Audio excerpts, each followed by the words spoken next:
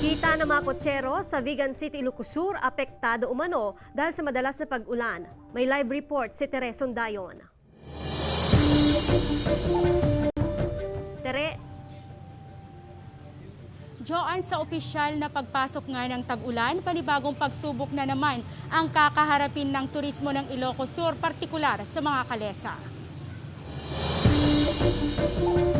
Unti-unti na raw na nakakabawi ng kita ang mga kutsero sa Ilocos dahil sa pagluwag ng restriction sa gitna ng pandemya. Dahil na rin umano ito sa pagdami ng turista na nais mamasyal sa probinsya, partikular sa Vigan City. Tagal din namin na-confine sa bahay.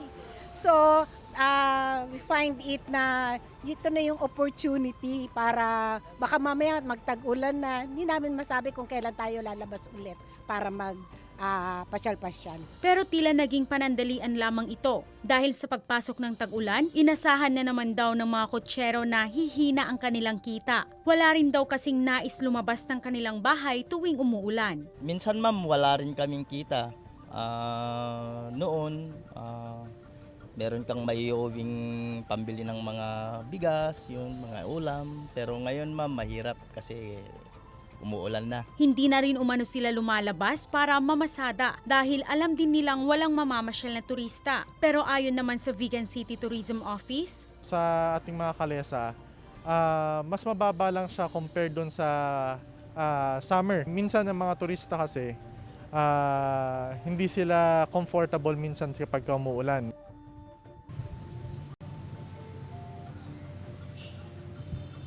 Joan, sa nararanasang pag-ulan, maliban sa mga kalesa, mararamdaman din umano ng mga stalls, gaya ng nagbibenta ng mga souvenirs sa mga pamosong pagkaing bagnet at iba pang patok sa mga turista ang pagtumal ng bentahan. Joan? Tere, meron bang alternatibong kabuhayan ng mga kotsero ngayong panahon ng tag-ulan? Joan, ayon sa ilang kotsero ay pumupunta na lang sila sa bukid para tumulong sa kanilang kaanak at ang ilan naman ay nag-aantay na lang sa araw na pwede na naman silang mamasada. Tiis-tiis na lang daw muna, Joan. Ano naman ang ginagawang paraan ng mga kotsero para mapanatiling malusog nga itong kanilang mga alagang kabayo ngayong panahon ng tag-ulan, Tere? Yes, Joan, natanong nga natin kanina yan, and yung karaniwan na nakukuhang sakit ng kabayo ay ang sipon. Pero ayon naman sa mga kotsero ay nakakakuha o regular naman daw na nabibigyan sila ng government ng Vigan City ng vitamins para sa kanilang mga kabayo. Joan? Maraming salamat, Tere Sondayon.